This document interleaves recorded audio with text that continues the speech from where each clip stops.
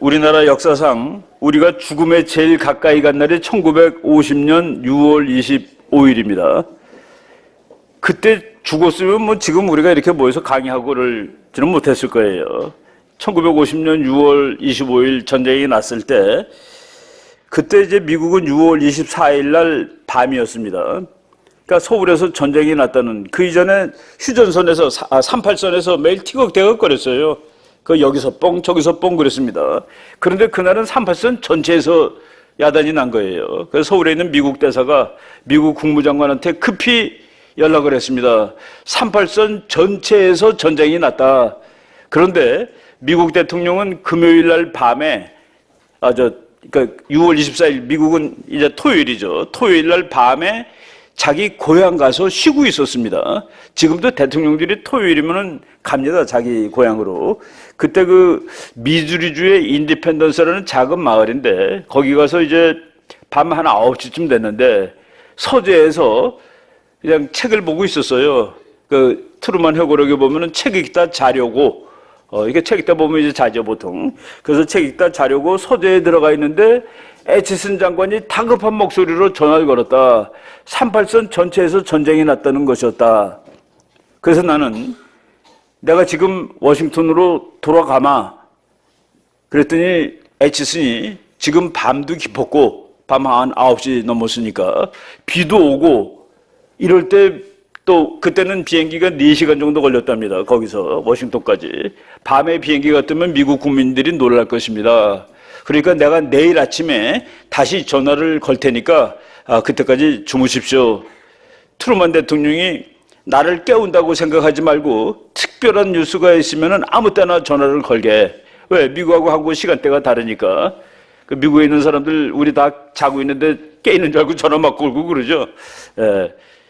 그래서 그 다음날 아침까지 이 애치슨 장관이 내가 정보가 확실해지면 다시 연락을 드리겠습니다 했는데 전화를 하지 않았습니다. 그래서 그 다음날 일요일 6월 25일 날 워싱턴으로 날라와서 그래갖고 회의를 하는데 모이셔 그래갖고 근데 아주 소수만 모이는 겁니다.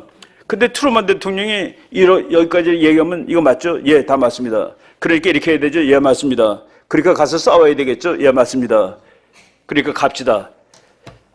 그냥 일사천리로 한국에 미국군을 파견하는 것이 결정되는데 그게 코리안 디시전이라고 아주 유명한 연구 사례입니다. 아무리 민주국가라도 위험한 상태가 있을 때는 공산국가, 독재국가랑 똑같아요. 대통령이 하는 말대로 가는 겁니다. 그래서 민주주의 국가라고 천천히, 전쟁 때 어떻게 천천히 결정을 합니까? 그래서 전쟁하러 왔는데 그러고 나서 막 전투가 벌어졌는데 7월 1일 날 미군이 도착했죠, 부산에. 근데 전쟁을 하는데 기자가 물어봤습니다. 한국이 중요하지 않다고 해서 버린 나라인데 지금 우리 애들이 가서 싸우고 있지 않습니까? 어떻게 된 일이에요? 중요하지 않은 나라에 전쟁이 났다고 육군이 가서 싸우는 건 뭡니까? 그랬더니 트루먼 대통령이 말없이 손가락으로 하늘을 가리켰습니다. 나는 그 순간 보고 전부 다 기독교 신자들은 이렇게 대답한 하늘의 뜻이야라는 뜻이겠죠. 근데 그분 회고록에 보면 이런 말이 나옵니다. 그날 내가 전화 받을 때 읽고 있던 책은 이 세상에 어떠한 큰 전쟁도 작을 때 막지 못했기 때문에 큰 전쟁으로 비화된 것이다 라는 역사책을 읽고 있었다.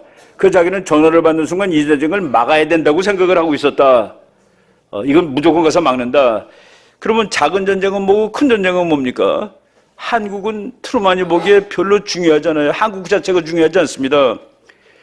여기서 내가 바보처럼 굴면 스탈린은 독일을 공격할 거야. 독일을 공격하면 이건 도무지 안 막을 수 없죠. 3차 대전이죠. 3차 대전을 막으려면 코리안 워를 해야 되는 겁니다. 그래서 왔다 그랬는데 그거가 다가 아니라는 사실을 또 제가 발견했습니다. 트루먼, 애치슨 이 아주 절박한 밤의 이야기인데 그래서 미군이 7월 5일 날 처음으로 미군이 북한군하고 전투를 합니다. 저쪽 서울에서 그 수원으로 가다 보면은 거기 지금 이름이 초존비라는 휴게소가 있는 마을이 하나 있어요. 그 미군하고 북한군하고 처음 전투한 데입니다. 그래서 미군 150명 죽었습니다, 그날. 정말 대참사를 당한 것이죠. 그런데 그날 곧 빌리그레함 목사가 전쟁 나는 날 아침에 트루만한테 전보를 친 거가 나왔습니다. 나중에 나는 그 트루만 회고록이 아니라 이분의 회고록을 읽다가 최근에 돌아가셨죠. 자기가 6.25 날 트루만 대통령한테 편지 보낸 거, 그거 전보를 친 거가 이렇게 문장이 나와 있더라고요. 옛날에 뭐 이메일 같은 거 없을 때 다 전보 쳤잖아요. 전보는 글자 숫자대로 돈을 치니까 그 문장이 좀 엉성합니다. 뜻만 통해요. 그날 그렇게 전보를 쳤는데 한번 읽어보겠습니다.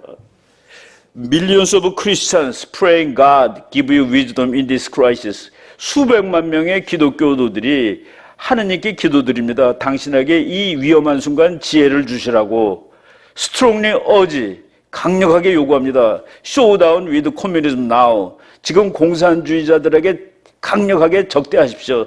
대적하십시오. 저 한국에 전쟁이 났는데 More Christians in Southern Korea per capita.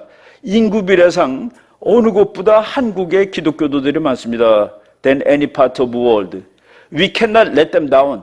그들이 쓰러지도록 방치할 수 없는 일입니다. 왜? 공산주의는 기독교의 적이죠. 저거를 첫날 본 거예요.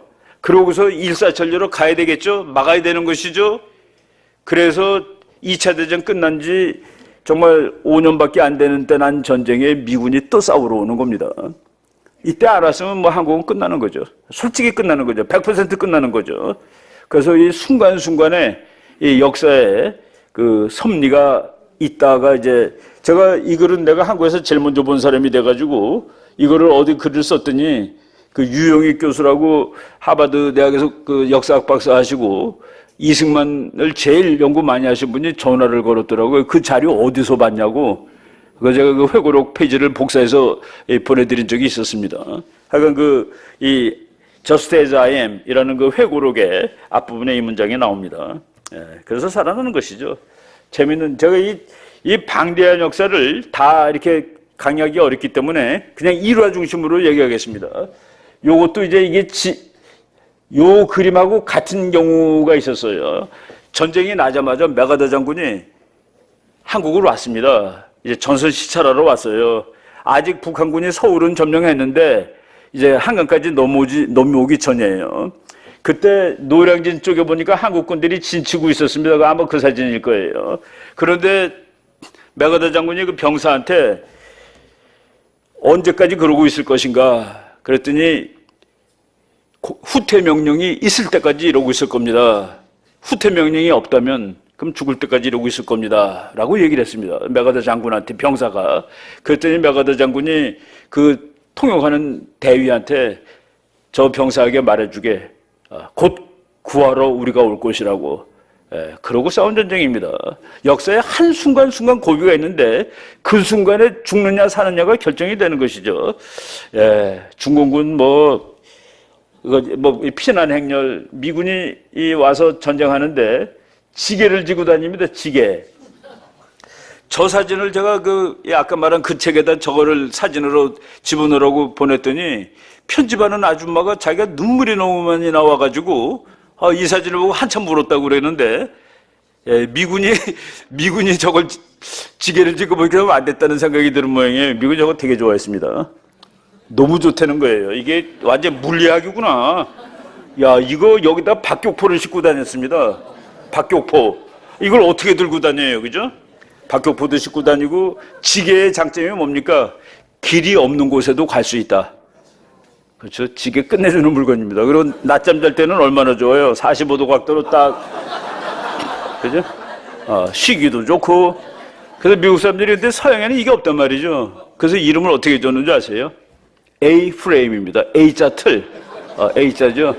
요새는 저거 이제 박물관 가 있을 거예요. 옛날에 남대문 시장에도 저 지게 하는 분들이 아줌마가 물건 많이 사면 실어가지고 집에 데려다 주고 그랬습니다. 6.25 때 얘기죠. 이 전쟁이 오르락 내리락 하기 때문에 정말 처절했습니다. 처절했어요. 그리고 전쟁은 말이죠. 여러분, 전쟁은 정의와 불의의 싸움이 아닙니다. 우리는 그렇게 생각해요. 전쟁은 정의와 불의의 싸움이고 정의가 승리한다. 근데 솔직히 말하면 전쟁은 두 개의 다른 정의의 싸움입니다. 이쪽도 정의고 저쪽도 정의예요. 근데 이긴 나라가 지가 정의라고 얘기해요. 그래서 히틀러가 악마가 되는 겁니다. 히틀러가 이겼으면 처칠이 악마가 됐을 겁니다. 히틀러는 정의롭지 못해서 졌나요? 약해서 졌죠. 솔직히 다른 나라 이쪽 부대 약해서 졌습니다. 미국 힘이 더해지니까 약해져서 진 겁니다. 미국 힘이 더해지는 걔네들이 셌습니다. 독일군도 버클에다가 하나님이 함께 계신다고 써 있어요. 독일군 버클도. 독일이나 영국이나 전부 하나님 열심히 믿었죠. 근데 왜 독일이 졌어요? 하나님 편에 서서 싸우지 않았기 때문에 진 겁니다. 영국이 하나님 편에 쓴 싸움이에요. 제가 그걸 어떻게 알게 됐냐면은 하나님이 누구 편을 들어줄까 했는데 그걸 링컨 대통령 얘기를 읽다 알았습니다. 남북전쟁 하는데 1년 동안 지고 있었습니다. 북군이. 아니 노예 해방하자는 게 하나님 쪽에 맞는 거 아니에요. 근데 1년 동안 한 번도 못 죽였는데 1년째 되는 날 처음으로 전투에서 이겼습니다. 엔티에탐 전투라는 데서 무려 3,700명이나 죽었는데 북군 장군이 너무 기분이 좋아서 백악관으로 뛰어갔죠. 카카, 오늘부터 하나님이 우리 편이에요. 그랬더니 링컨 대통령이 그렇게 말하지 말게. 나는 지금 이 싸움이 하나님 편에 서서 싸우는 싸움이 되게 해달라고 기도하고 있지 라고 얘기를 했습니다. 미국이 어느 정도냐 하면은 9.11 딱 나갖고 첫 번째 내각 회의할 때, 첫 번째 강요 회의할 때 부시 대통령이 럼스펠드 장관 보고 소리내서 기도하시오. 막 뭐라고 기도하는데 그 사람이 뭐라고 기도했냐면은 우리는 힘이 너무나도 세기 때문에 지금 아무나 가서 때려 죽일 수 있다. 아무나 죽일 수 있는데 우리가 힘을 올바르게 쓸 수 있도록 도와달라고 기도를 했습니다. 그러고 싸우는 나라입니다. 그래서 그 나라, 내가 이제 기독교와 미국의 외교 정책이라는 책을 내 앞으로 써야 될 책 목록에 집어넣고 있는데, 그쪽으로 이렇게 그 자료도 보고 있습니다. 무지무지하게 기독교적이다는 그런 얘기예요. 이 오르락 내리락 하면서 그냥 전쟁터는 그래서 정의 불의가 아닙니다. 분노예요, 분노. 왜 젊은 친구들은 전쟁을 하는가? 자유를 위하여? No. 평화를 위하여? No. 철수를 위해서 합니다. 내 친구 철수가 죽었어요. 저놈들한테 복수하는 겁니다. 그래서 병사들은 fight for his bodies. 자기의 그 손꼽 친구를 위해서 전쟁하는 거예요. 그래서 전우회를 강조하는 겁니다. 전쟁할 때 자유민주가 어디 있습니까?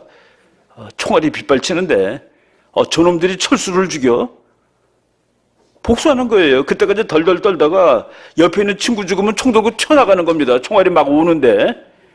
그게 이제 그래서 6.25 때 그렇게 인명피해가 높은 거예요. 가다 보니까 우리 동네 양반 아저씨가 죽었어. 저놈들이 그냥 학살한 겁니다. 지주라고. 근데 그 사람이 병사가 보기에 별로 이렇게 잘못한 것도 없는데 가서 또 저쪽 다 죽이고. 그러다 보니까 그렇게 그 인명피해가, 민간인 피해가 많았다 하는 그런 전쟁이 됐죠. 메가더 장군한테 이승만 대통령이 당신 우리 군을 지휘하시오. 그래서 작전 통제권을 넘겼습니다. 야, 저 바보 같은 사람이 작전 통제권을 넘기다니. 전쟁이 이기려고 넘긴 것이죠. 미군 따로 한국군 따로 싸워서 되겠습니까? 아까 어떤 분이 중간에 질문했는데 한강다리 왜 끊었냐고요? 이승만 대통령이 서울 사람은 다 북한 밑에서 살아 나만 도망갈게 그래서 끊었나요? 북한군이 나만 저 한강 밑으로 갈까봐 끄는 것이죠. 그때 급해가지고. 그때 뭐 잘못 끊었는지 뭔지는 그 당시 상황에서 이 사람이 디시전을 잘못했냐 잘했냐를 따져야지. 지금 저걸 끊고 자기 도망가고 한국 사람들 많이 죽였다는 것은 그 상황에 맞는 얘기는 아니죠. 그 사람이 사람들 죽이려고 자기 혼자 도망가고 끊었겠습니까? 그 당시에 하도 절박하고 그러니까 이거 끊어야지 북한군 막을 수 있습니다라는 그 말에 그리고 외치만 살라고. 전쟁터에서는 그 장군 살리는 거예요. 월남전 할 때 말이죠. 소대장 죽으면 전멸이기 때문에 병장들이 앞에서 소대장 앞에서 먼저 뜁니다. 왜? 지가 맞아야 되니까. 소위는 살아야 되니까. 그런 뭐 기본 논리죠. 김정일도 김일성도 도망갔잖아요. 그래서 도망가야지 북한군이 전쟁하는 거 아닙니까? 죽으면 끝이죠. 예, 바로 그런 맥락에서 우리가 다 얘기할 수 있다는 그 얘기입니다. 이 사람이 메가더 장군한테 귀야 한국군을 지휘하시오 하고 편지를 써줬습니다. 이 특수한 기간 동안에 당신이 한국군을 지휘해서 전쟁을 승리로 이끌어 주시오. 그랬더니만은 메가더 장군이 귀하의 용맹한 군대를 지휘하게 된 것은 영광입니다. 이 전쟁을 반드시 승리로 이끌어 드리겠습니다. 그런데 이승만 대통령은 메가더의 기초를 아는 사람입니다. 메가더는 미국에서 존경받는 장군은 아닙니다. 성질이 너무 강팍해요. 기독교 말로 강팍합니다. 그리고 모든 잘한 것은 내 자랑입니다. 그래서 미국 육군사관학교에서 저 사람 점수를 능가하는 1등이 나오질 않습니다. 그렇게 수저에다가 아주 끝내주는 것을 아메리칸 시저라고 그러죠. 시저입니다. 민주국가인데 시저예요. 그래서 그 성질이 막 아주 그러고, 그래서 미국 교수들한테 미국 장군 이제 랭킹 매기라면 저 사람은 아주 밑에 나옵니다. 못돼 먹은 장군으로 나오죠. 그런데 저 사람의 그 철학이 전쟁이 한번 시작되면은 이기는 것 이외에는 대안이 없어. 그러니까 저 사람은 무조건 이겨야지 끝나는 겁니다. 핵을 써도 되고 중국하고 전쟁해도 되는 거예요. 그거를 아는 이승만 대통령이 코를 깬 거죠. 한국군 네가 지휘해. 그래서 그때부터 한국군 지휘가 미군한테 넘어간 건데 그게 조금 변질됐지만 지금까지 온 겁니다. 지금까지. 그걸 우리가 달라고 막 그러고 그러는데 이승만 대통령이 처음 준 거죠. 그런데 이거 뭐 평시전시 하면은 시간이 많이 걸리는데 우리나라 대통령이 이제 원래는 작전 지휘권을 전부 미군이 가지고 있습니다. 유엔군이. 그러다가 광주 이후에 한국 사람들이 야 미군이 저 광주에서 막 총 쏘라고 그래서 한국 사람 많이 죽었어라고 그러니까 야 미군이 내가 언제 쏘라고 그러겠니? 내가 쏘라고 그러겠냐? 그래서 미국이 그러면 이렇게 평소에는 한국군은 니네가 지휘해. 내가 지휘했다고 욕먹기 싫어. 전쟁 나면 내가 지휘할게. 그래서 평시작전 통제권, 전시작전 통제권이라는 거 이제 갈라진 겁니다. 그런데 평시, 전시라는 개념은 법적 개념입니다. 북한이 천안함 쐈은 거는 평시예요. 평시. 전시가 되지 않았습니다. 전시가 되면 미군이 지휘해야 되는데 우리 군이 가서 쏴버렸죠. 우리 군이 반응하죠. 연평도 쏘니까 우리가 쐈죠. 연평도가 쐈는데 그게 전쟁이면 미군이 쏴라 그래야 쏘는 거죠. 법적으로. 근데 걔네가 쐈는데 우리가 그냥 갈겨버린 겁니다. 전시 선언하기 전에. 그러니까 전시가 선언된 후부터 미군이 지휘하는 거예요. 근데 우리는 우리는 전쟁 나면 우리가 지휘도 못한다. 전쟁 나면은 전시가 선언되면 우리가 지휘 못합니다. 근데 전시가 어떻게 선언되느냐? 쉽게 얘기해서 북한이 30명이 공격해 왔어요. 그러면 그런 건 회의도 안 합니다. 북한군 30만 명이 왔다 그러면 둘이 한국하고 미국하고 이거 전쟁으로 봐야 되겠죠? 이거 전쟁입니까? 아닙니까? 이게 전쟁 맞습니다. 라고 사령관들이 얘기하면은 국방장관으로 올라갑니다. 이거 전쟁으로 봐야 되겠죠? 국방장관이 동의하면 대통령까지 올라가서 이거 전쟁으로 봐야 되겠죠? 예, 이거 전쟁입니다. 그러면 전시가 선포되는 겁니다. 그럼 그때부터 모든 지휘를 미군이 하는 겁니다. 그 이전까지는 한국이 알아서 싸우는 거예요. 그런데 우리 대통령이 이거 전시 아니에요? 우리가 할 수 있어요? 그러면 끝입니다. 그래서 전시를 선포할 수 있는 권리가 우리 대통령한테 반이 있는 거예요. 이건 무슨 전시입니까, 이게? 그래서 우리가 독립 자존심이 없는 것은 아니에요. 그리고 이승만 대통령이 미군한테 작전권을 주고서 이제 미군이 막 전쟁한단 말이죠. 메가더가 막 지휘하는 거예요. 그래갖고 메가더가 인천 상륙도 하고 인천 상륙이 9월 며칠이죠. 그런데 휴전선에 38선에 한국군이 맨 처음에 도달한 것이 9월 30일입니다. 9월 30일 대기 한 이틀 전이에요. 동해바다에서 제일 먼저 도달했습니다. 그런데 이승만 대통령이 보니까 한국군이 거기 가서 서 있는 거예요. 38선에. 그때 정일곤 장군이 사령관입니다. 정 장군 지금 뭐하나? 예, 38선에 와서 서 있습니다. 왜 서 있어? 올라가야지. 예, 각하. 거기 올라가는 것은 메가더 장군이 올라가라고 했을 때 올라갑니다. 왜냐하면 각하께서 지휘권을 글로 넘기셨거든요. 이승만 박사가 얼마나 화가 났는지, 야, 정 장군, 당신은 누구 부하야? 소리 빽 지르니까 정말 군인들 좀 멀리서 전해서 소리 좀 차려하죠. 예, 각하부합니다. 그럼 4명 들어 올라가. 그래서 10월 1일 날 올라간 겁니다. 국군의 날. 예, 그래서 10월 1일 날 한국군이 38선을 먼저 넘은 거예요. 이제 전쟁이 달라지는 것이죠. 원래 미국은 전전 상태를 회복하려고 왔습니다. 그러니까 38선까지 오면 이제 끝나는 거예요. 미국의 목적이. 근데 이승만 대통령이 올라감으로써 전쟁이 완전히 달라진 거죠. 며칠 있다 미군도 같이 따라 올라가고. 예, 그래서 그 이승만 대통령이 전시작전권 줬지만은 그냥 그대로 어겨버립니다. 몇 달 만에. 그래서 이런 거는 나중에 또 뭐 우리 공부할 기회가 있으면은 그때 하고요. 예, 그래서 휴전할 때도 이승만 대통령이 무슨 놈의 휴전이냐, 지금 북한 놈들이 전쟁 일으켰는데 지금 전쟁 끝까지 해서 통일을 해야지. 근데 미국이 뭐 더 이상 정말 트루만 대통령 인기가 지난번 부시보다도 못했습니다, 이때. 왜? 뭐 3.6군대하고 싸워서 이기지도 못하고 이게 뭐냐, 뭐 몇만 명씩 죽고. 그래서 어떻게 해서든 끝내야 됩니다. 근데 이승만 대통령이 끝내긴 뭘 끝내? 참 못 살게 굴었죠. 자, 미국이 완전히 뭐 식은땀이 났습니다, 이승만 때문에. 그래서 이승만 대통령이 미국을 다 아니까 나중에 그래, 그러니까 휴전 조약에 내가 차마 찬성은 못하겠고 반대를 하지 않겠다. 너네들이 이걸 들어주면 한미 방위 조약을 맺어줘. 그러면 내가 반대는 하지 않을게. 그래서 이 휴전 협정에 우리나라 사인은 없습니다. 김일성, 팽독해, 마크 클락, 남일, 그리고 이제 미국 육군 중장 해리슨 5명 사인이 있어요. 물론 법으로 코에 걸면 코걸이고 귀에 걸면 귀걸이니까 한국군은 유엔군의 일환이었고 유엔군 사령관이 했으니까 우리도 있다라고 하면은 있는 거고, 북한 말대로 너네는 휴전에도 협정하는 놈이 무슨 평화협정을 맺어. 아직까지 북한이 그랬습니다. 너네 휴전에도 사인 안 했잖아. 근데 무슨 평화협정 당사자야. 그건 미국하고 나하고 하는 거야. 그렇죠? 그리고 중국이 나도 해야 돼. 나도 싸웠으니까.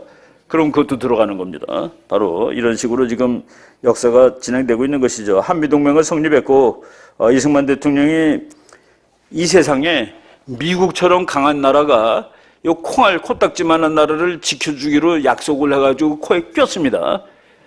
그래서 여기 와 있는 거예요. 그래서 미국 사람들은 불평등 조약이라고 그럽니다. 한국한테 너무 유리하대요. 미국이 싸울 때 한국은 안 도와주잖아요. 근데 한국이 싸우면 도와주라고 돼 있잖아요. 그리고 와 있어야 되고. 바로 이런 거는, 그래서 그 우리나라 외무부에서 나온 책에도 이 사람은 외교의 신이 확실하다라고 했습니다. 처칠이 미국 대통령들 욕하죠. 저 새3세계 가난한 나라에 늙은 사람 하나 못 당한다고. 이 사람은 딱 그 옛날에는 여의도에 공항이 있었습니다. 영국 대사가 여의도 공항에 내리면은 가서 등허리 툭 치면서 처칠은 잘 있는가 그러면은 처칠은 그 나라의 신이죠, 거의. 그냥 영국 대사가 서울에 내리는 날 기가 팍 죽는 겁니다. 뭐 이런 식으로 참 뭐 대단한 인물이에요. 남북한이 시작될 때는 북한이 훨씬 잘 살았습니다. 공업 총생산액이 한국은 40, 북한이 60. 발전, 전기 8, 92, 연료 12대 88, 야금 10대 90, 금속, 기계, 가공, 이거는 이제 뭐 냄비 만드는 건데 그거는 한국이 앞섰습니다.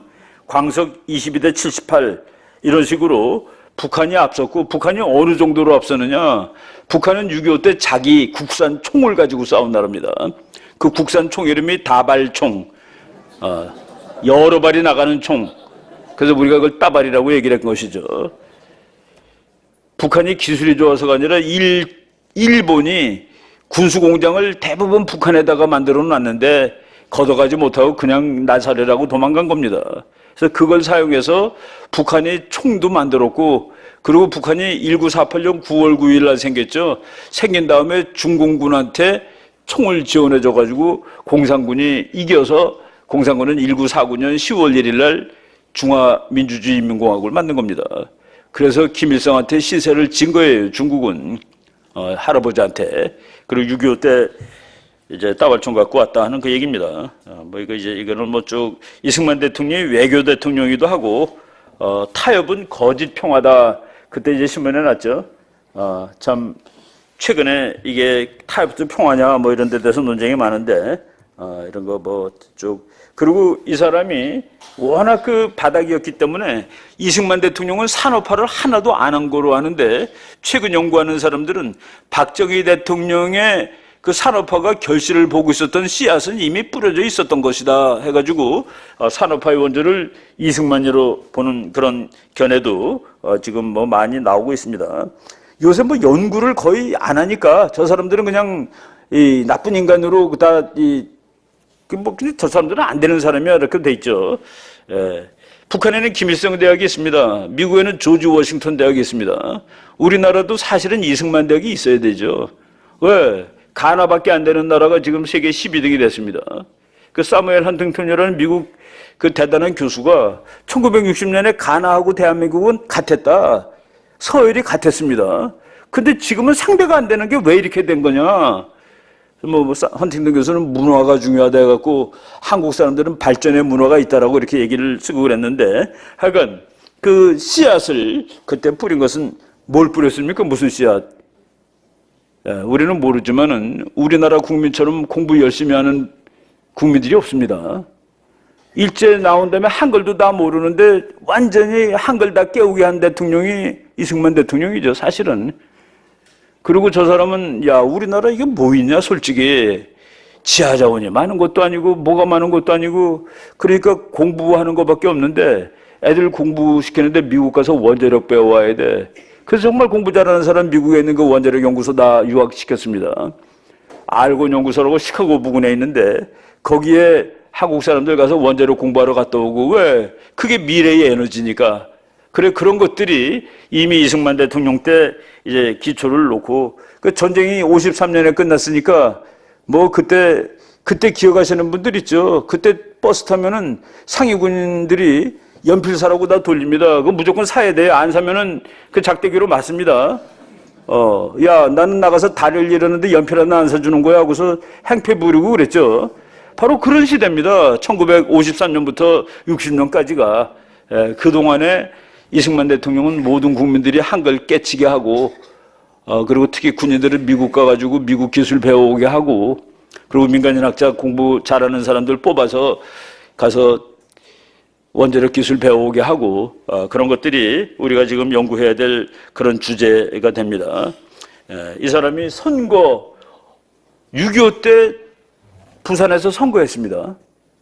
전쟁 중인데 높은 교육열과 문맹 퇴치, 농지개혁, 뭐 김일성만 한 게 아니라 여기도 했죠. 개신교 국가화를 추진, 이거를 이제 기독교 아닌 사람들은 아주 싫어하는데, 이제 이게 진리, 자유, 보편 뭐 이런 것이죠. 기독교라는 거가. 그리고 민주주의의 성장을 이끌어내고 민주주의에 의해 밀려난 대통령. 데모 열심히 했습니다. 독재국가에서는 데모 못하죠. 이 세계에서 북한에서 넘어온 사람이 제일 조용한 나라가 북한이래요. 정말 조용하죠. 쥐죽은도 조용합니다. 데모 못하니까, 하면 다 죽으니까. 그리고 학생들이 물러나라고 그러는 나를, 국민들이 물러나라고 그래? 그럼 물러나야지. 물러났잖아요. 그러니까 민주주의 성장을 이끌어내고, 그때 각 대학 학생들이 이제 경문 쓴 거 보면은, 야, 이제 민주주의를 아는 국민들이 되었구나 합니다. 그때 거리가 거꾸로 읽어보면은. 60년대 대학생이 이 정도를 썼구나. 이 사람이 29살 때 독립정신이라는 책을 썼는데, 제가 29에 미국 유학을 갔습니다. 갔다 와서 36에 박사받아 와서 독립정신을 읽다가 이 사람이 29살에 썼다는 소리 듣고 정말 좌절되더라고요. 야, 나는 그때 이런 거 죽어도 못 쓴다, 지금도 못 쓴다 하는. 그래서 우리가 이제 공부하다 보면은 공부하지 않은데 아는 사람들이 있습니다. 예수님이 뭐 학교 다녔나요, 솔직히? 예수님이 뭐 대학교 졸업했으니까 박사 받았나요? 그래서 생이지지란 말이 있습니다. 생이지지. 나면서부터 하는 사람들이 있어요. 아마 이승만 대통령은 나면서부터 하는 사람에 속하는 것 같아요. 그리고 이제 공부를 하면 아는 사람도 있습니다. 우리들은 공부하면 그래도 알아요. 그걸 학이지지라고 합니다. 공부를 함으로써 알게 되는 사람들. 근데 해도 모르는 사람들이 많아요. 그걸 이제 곤이지지라고 합니다. 피곤하지만은 모르는 거. 공부 잘해야지 제대로 할 수 있어요. 예, 뭐 이분이 이제 18년 동안 또 옆에서 또 그런 놈들 많겠죠. 노인들한테 이거 각각께서 더 하셔야 됩니다. 뭐 그런 건 이제 그래서 공이 있고 과가 있는 것이죠. 나가 물러난 다음에 그 1년 동안 한국에는 민주주의가 만발한 게 아니라 방종, 이건 자유라기보다는 너무 방종이었습니다. 뭐 애들이 초등학교 아이들이 말이죠. 그때 국민학교죠. 단민 선생 바꿔달라고 길에 나와서 데모하는 나라가 어디 있습니까? 그때 여론조사를 보면은 우리나라 그 국민들이 이게 여기 어디 있나? 3.7%가 민주당을 믿을 수 있다고 그랬습니다. 3.7%. 이거 나머지는 이거 이러다 나라 망하는 거 아니야? 이렇게 돼가지고 그래서 이제 군인들이 이거 하러 나왔는데 안 하는 게 좋은데 이거는 그 당시에 국제정치의 평균입니다. 한국에도 군부 쿠데타가 날 것이다라고 학자들은 다 예측했습니다. 왜? 너무나도 조건이 좋아요. 인공지능 컴퓨터한테 물어봅시다. 데이터 다 집어넣고 어떤 일이 터질 것 같아? 아마 그때 상황을 지금 인공지능 컴퓨터에다 집어넣고 데이터 어떤 일이 벌어지겠냐 그러면 군사 쿠데타가 답일 겁니다. 아마도. 그 정도로 뭐 여러 가지 상황을 다 이제 갖추고 있었죠. 군인들을 무식한 군인이라고 그러는데 지금도 그렇지 않습니다. 대한민국에서 학벌이 제일 좋은 집단이 대한민국 장교단입니다. 장교단의 제일 학벌이 나쁜 애가 대졸이에요. 대학교를 졸업하지 않으면 일단 소위가 될 수 없는 나라입니다. 우리나라는 제일 최하가 대학교 16년 교육받은 사람입니다. 장교는. 그러니까 100% 대학 졸업한 집단이 어디 있습니까? 사법고시 붙은 사람 중에도 고졸이 있어요. 대학 교수님 중에서도 꼭 대졸 아닌 사람이 있습니다. 그런데 장교는 전원 대졸이에요, 지금도. 그리고 그때는 특히 더 그랬습니다. 그래서 그때 우리가 무식한 군인들이 한 것이 아니라, 이제 그 실력이 다 있는 사람들. 근데 이 세상 돌아가는 것에 대해 알아요. 그런데 알면 어떻게 정권을 잡습니까? 그런데 칼까지 들고 있어. 군인들은. 그러니까 능히 그런 상황에서는 군인이 나오는 것이죠. 그래서 5.16이 됐습니다. 5.16이 났는데 이런 건 뭐 다 우리 설명 다 하려면 오래 걸리니까 이거 누르면 예.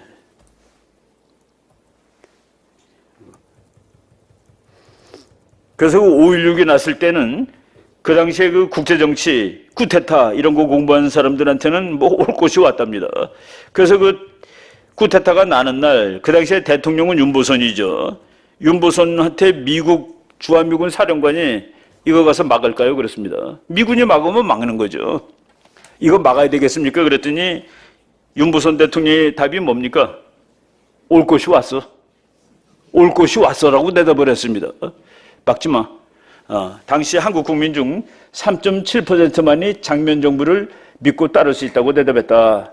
이게 제 책인데, 그 당시에 1960년대 초반 대한민국 장교단은 가장 유식한 사람들이었다. 서구를 대표하는 미국에 대해 가장 잘 인식하고 있었고 미국의 각종 군사학교를 졸업하고 온 한국의 장교단은 당시 한국 사회의 어떤 집단보다도 현대화, 조직화, 고학력화되어 있었다. 그리고 권력의 핵심인 총까지 들고 있었다.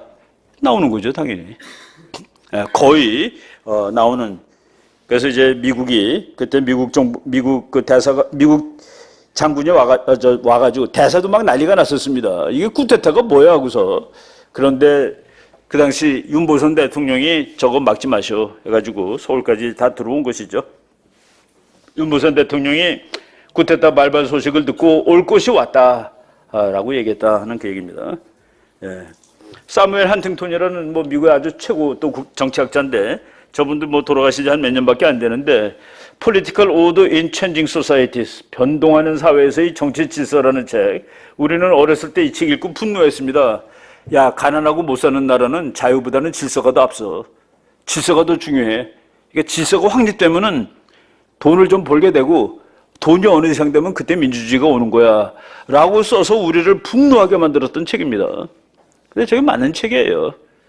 그리고 미국의 세이머 마틴 립세트라는 아주 끝내주는 또 학자가 있는데, 야, 가난한 나라는 민주주의를 할 수가 없어.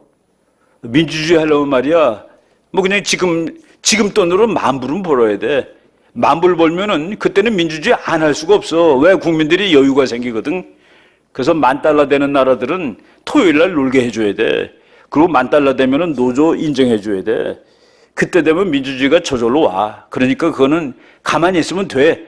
빨리 경제 발전부터 해. 그게 이제 미국 이론들입니다. 그 이론을 나중에 미국 가서 공부하면서 쑥스럽더라고요. 박정희는 그걸 안 읽었는데 알고 있었던 건가? 모르죠. 뭐 밑에 있는 사람이 읽고서 가르쳐줬는지 모르지만은 박정희가 그때 그랬습니다. 경제가 발전되면 민주주의가 오는데 왜 그걸 여러 번 못 찾습니까? 그때 우리는 막 덤벼들고 그랬죠. 무슨 경제 발전이 중요하냐? 민주주의 다 하고 경제 발전 못 하냐? 민주주의는. 예, 근데 이 패턴이 있습니다. $10,000, 지금 또 $10,000. 지금 중국이 거기 걸린 거예요. 민주주의로 가야 되는데 우리나라는 언제 걸렸는지 아십니까? 1987년에 걸렸습니다. 1987년에 국민들이 야, 이제 먹고 살만하다 솔직히. 이제 나 토요일 날은 일 안 하고 싶어. 그리고 노조는 이제 나도 좀 먹자. 그리고 대통령 좀 우리가 직접 뽑아보자. 뭐 장충체육관에서 매일 뽑냐. 그때가 전두환 때입니다. 전두환이 그렇게 합시다 하고 받아준 것이 6.29 선언입니다. 한국은 그 고비를 넘은 거예요. 그래가지고 지금은 뭐 누가 뭐래도 쿠데타가 날 나라는 아니죠. 이제는 민주주의가 거의 정착이 된 겁니다. 아무리 뭐 대통령이 계속 가서 코털 뽑히지 않습니다. 옛날에 박정희는 코털 뽑았어요. 대미는 놈 잡아다가. 그런 건 지났다 하는 얘기입니다. 나라가 이제 지난 거예요. 그런데 박정희 대통령이 산업화가 되면 민주화가 되는데 뭐 왜들 그래요 하고 저 이론들 지금 질서가 있어야지 경제가 발전하지 않겠어? 뭐 이런 겁니다. 깡패 생활 청산하고 바른 생활 하겠습니다. 깡패들 잡아서 하는데 지금 기준으로 하면 인권에 대한 심각한 유린이죠.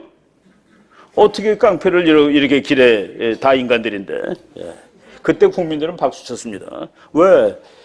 남대문에 좌판 깔고 장사하는데 깡패들이 질서 유지비 달라고 와서 돈을 뜯네. 콩나물 파는 아주머니한테. 어떻게 해요? 돈 줘야지. 까만 안경 끼고 와가지고 까만 양복 끼고 와서 입고 와서 달래는데. 말도 못하고 있었는데 그거 경찰들이 못 해줬는데 군인이 해주더라는 그 얘기입니다. 그래서 솔직히 옛날에 암울하게 산 사람들이 있습니다. 저는 암울하게 살았어요. 이 정외과 다니면서 이런 정치에서 살려니까 못 살겠더라고요, 솔직히. 그런데 지금 거꾸로 내가 학자가 된다면 그 시대를 용감해서 그때 암울한 사람은 소수였구나라는 생각을 하게 됩니다. 많은 사람들은 질서가 잡혀서 좋았고 생활이 낮아서 좋았고 괜찮아요. 뭐 새마을 노래도 듣다 보니까 좋네요. 뭐 이러면서 살았던 거예요. 우리는 그 노래 나오면 라디오 막 돌리고 난리 쳤지만은 바로 기준이 이렇게 나는 깡패입니다. 국민의 심판을 받겠습니다. 이름까지 썼어요. 이정재. 뭐 이거 지금 상상이 안 되는 일이죠. 그때 사람들 솔직히 너무 좋아했습니다. 왜? 뭐 못 살게 그랬잖아요. 저런 사람들이. 남대문 시장 두목들하고 동대문 시장 두목이 종로에서 만나서 꼰초까지 쏘고 막 난리 났었습니다. 나라가 아니죠. 그래서 쿠데타가 발생했다. 쿠데타는 나쁜 뜻이 아닙니다. 쿠데타는 방법이에요. 나라를 옆에서 때리는 겁니다. 한 방 갈기다. 느했다. 나라를 한 방 때리다. 학생들이 밑에서 덤비는 거는 혁명이라고 보통 얘기를 합니다. 군인들이 옆에서 때리는 건 쿠데타예요. 근데 쿠데타는 나쁜 거고 혁명은 좋은 거고는 아닙니다. 이 권력을 쟁취하는 방식이 쿠데타도 있고 혁명도 있는 것이죠. 근데 우리는 혁명은 좋은 거, 쿠데타는 나쁜 거라고 치는데 쿠데타를 했습니다. 혁명 공약, 반공. 왜? 저 사람은 원래 공산주의자입니다. 그런데 보니까 공산주의 해갖고서는 잘 살 수가 없을 것 같아요. 공산주의는 왜 잘 살 수 없습니까? 아무리 이래도 내 거가 아니기 때문에 일을 안 해요. 아니, 내가 열심히 일하면 이게 다 내 거가 되면 죽어라 하는데 이거 네가 많이 벌면 다 논아줘야 돼. 우리는 다 똑같이 사는 거야. 그럼 누가 열심히 일을 하겠습니까? 그래서 그거는 그 제도는 상당히 좋아요. 그런데 인간은 그것을 할 수가 있을 만큼 잘나지가 못했습니다. 인간은 완벽하지 않습니다. 나쁘다는 소리가 아닙니다. 인간이 악해서가 아니에요. 또 선하지 않아서가 아닙니다. 완전하지가 않기 때문에 그 제도의 인간하고 맞지가 않아요. 인간은 말이죠. 공부 잘하면 점수를 많이 주는 그 제도를 좋아합니다. 근데 공부 잘하면 그 점수를 빼서 왜? 공부 못한 놈한테 줘야 되니까. 그럼 어느 놈이 공부하겠어요? 공산주의가 그래서 망한 겁니다. 미국에서 한번 그런 일이 최근에 있었어요. 오바마가 아유 부자들 돈 뜯어가지고 가난한 사람들 다 뭐 해준다고. 그게 오바마 케어입니다. 그랬더니 젊은 애들은 그거 좋잖아요. 제 교수가 그랬습니다. 그건 막 비판했어요. 그랬더니 학생들이 와 교수님 그 좋은 걸 비판합니까? 그랬더니 그게 되는지 한번 실험해보자 우리. 이번 학기에 말이야 니네들 점수 받은 거를 내가 다 평균해서 주는 100점, 50점 뭐 다 하면 다 더해가지고 사람 수로 나눠가지고 그 점수를 다 줄게. 너네들이 그게 좋다고 그랬으니까. 그래서 애들이 동의했습니다. 그럽시다. 그 첫 번째 시험은 그래도 공부 열심히 하면 100점도 있고 뭐 또 열심히 했는데 80점 맞은 애도 있고 그래서 둘 다 90점 줬습니다. 그러니까 100점 맞은 놈 화나는 거예요.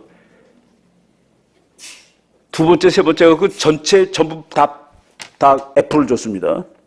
왜? 자기 점수대로 점수가 안 나오니까 안 하는 거예요. 놀라운 것은 지가 한 점수보다 많이 받은 놈들도 안 하더라는 계획입니다. 그게 인간이에요. 우리가 못나서가 아니라 그 정도 수준이에요. 완전하지 않기 때문에 we are not perfect. 그런데 공산주의는 인간이 퍼펙트하다고 가정을 하고서 출발하는 것이죠. 우리가 다 예수님이나 공자님이면 공산주의 좋죠. 열심히 일해서 갖다 놓고 난 요만큼만 필요하니까 요것만 갖고 갈게. 그게 되나요? 그게 우리는 안 되는 겁니다.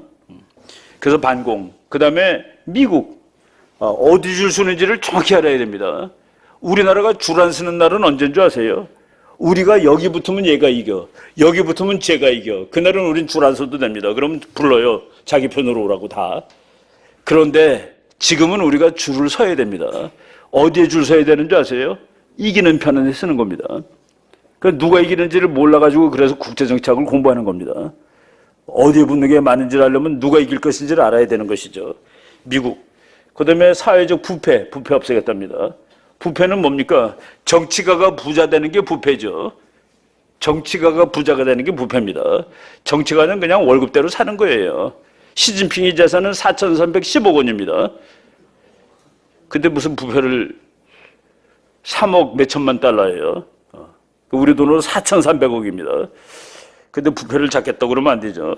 그 다음에 경제발전, 통일, 다 중요한 얘기들이 다 들어가 있었다. 박정희하고 제일 사이가 나쁘고 박정희가 뭐 직접적인 건 아니지만 박정희 부하들이 절벽에서 밀어서 떨어주겠다는 사람입니다. 장준하. 그 사람이 5.16 난날 이렇게 썼어요. 5.16 혁명은 불가피한 일이다. 위기에서 민족적 활로를 타개하기 위해 최후 수단으로 일어난 것이 다름 아닌 5.16 군사혁명이다. 민족주의적 군사혁명이다. 위급한 민족적 현실에서 볼 때 불가피한 일이다. 그러니까 뭐 아주 못된 것은 아니라라고 쓴 거네요. 뭐 이거는 그냥 뭐 재미로 지나가고요. 박정희하고 케네디가 동갑입니다. 그래서 쿠데타 일어나고서 아직도 현직 장군일 때 대통령 되기 전에 이제 군인으로서 지휘하는데 그래도 남미하고 다른 건 남미는 군복 입은 채로 합니다. 그래서 우리나라는 군복을 다 복구했습니다. 그게 한국의 군부 정치가 남미라든가 다른 나라랑 다른 거예요. 다른 나라들은 대통령이 군복 입었죠, 아예. 가다피 같은 놈 군복 입고 있죠. 북한에 가끔 가다가 김정은이 군복 입고 나옵니다.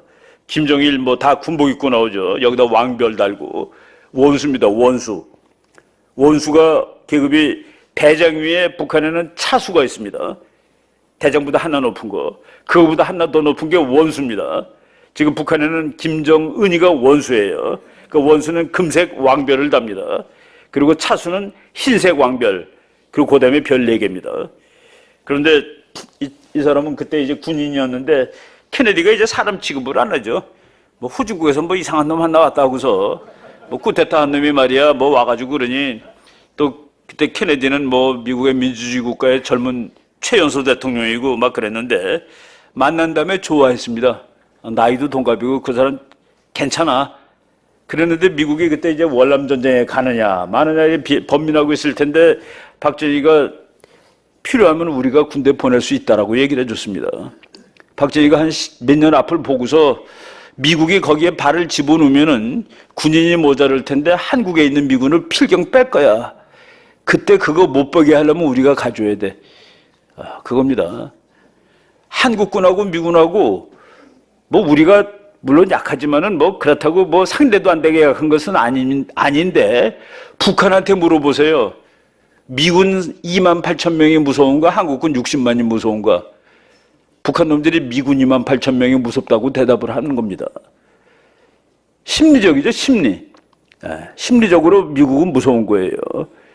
그래서 미군이 있으면 북한이 전쟁을 일으킬 생각을 아예 못 합니다. 영어로 디터런스입니다. 디터. 아예 우리는 북한의 침략을 디펜드 할 수 있어요. 막을 수 있습니다. 그런데 막게 되면 전쟁을 하는 거죠. 근데 전쟁을 하지 않은 채로 저놈이 공격을 못하게 하려면 디터입니다. 디터. 아예 싸우지 못하게. 그래서 영어로는 디터런스라고 그래요. 우리는 디터런스까지 할 힘은 없습니다. 북한이 심리적으로 너네하고는 한번 싸울 수 있어라고 생각하니까. 근데 미국은 저거하고는 못 싸우겠어. 그래서 심리적으로 디터를 당하는 겁니다. 그래서 이게 중요하다고 그러는 거예요. 전투력이 월등히 세다가 아니라 심리적으로 북한이 못 건드린다 하는 것이 주한미군이기 때문에, 그래서 주한미군이 빠져나가는 걸 막기 위해서 너네가 급하면은 우리가 군대를 보내줄게. 월남에 한국군 갔을 때 우리 어렸을 때 말이죠. 솔직히 신문 보고 운동 경기 보는 것처럼 즐거워했습니다. 야, 오늘은 베트콩하고 15대 1로 이겼대. 와, 하도 전쟁을 잘해가지고 미국 신문에 이렇게 났습니다. 이스라엘이 아시아에 하나 더 있다. 이스라엘은 쌈자라기로 소문난 나라인데 아시아에 이스라엘이 하나 더 있대요. 우리 국군이 양민 학살했다고 또 그러죠. 좌파들이. 양민하고 전쟁한 겁니다. 왜? 게릴라랑 싸웠으니까. 게릴라는 다 양민 아니에요? 게릴라가 군복 입고 싸웁니까? 그러니까 적이 전부 다 양민이었어요. 제가 젊었을 때는 아주 박정희를 무지무지하게 싫어했습니다. 군대에 있을 때 대위 한 사람이 계급이 뭘 뻘거트리고 훈장을 하도 많이 받아서 105명 죽었대요. 자기가. 육사 나온 사람인데. 그래서 양민을 학살하셨군요. 내가 그랬더니 그 사람이 막 화를 내면서 얘기를 해주는데 이거 월남전에 싫어합니다. 월남 사람들이 한국군을 좋아해요. 그래서 한국군이라면 따양 그래서 막 손을 들고 그런대요. 그 논두렁도 우리나라랑 옛날 논하고 비슷해요. 그 군인들이 총 들고 논두렁을 가는데 막 그 사람들이 막 환영하고 우리는 뭐 또 초콜릿도 던져주고 그러면서 갔는데 논두렁 거의 다 지난 무렵에 따당 소리가 나더래요. 뒤 보니까 우리 병사가 총 맞아서 넘어진 거예요. 그때 그 소대장님은 거기 논에서 일하던 사람을 다 죽였습니다. 이렇게 다 긁었어요. 거기 할머니도 죽었겠죠. 그때 했던 그 소대장이 저보고 네가 그때 내 중이었습니다. 이 중에는 그런 상황에서 누가 쏘셨나요? 물어볼 거야? 그거 물어보는 순간 우린 전멸 다 죽습니다. 지금 미국군이 이라크전에서 전쟁하는데 군인들한테 지시한 사항 중에 하나가 꼬마가 나와서 손을 들면서 초콜릿 달라고 그러면 전속력으로 통과하라고 되어 있습니다. 거기 쓰면 로켓가 날라오니까. 그게 전쟁터가 그런 거예요. 그 양민 죽이지 않지는 않았을 겁니다.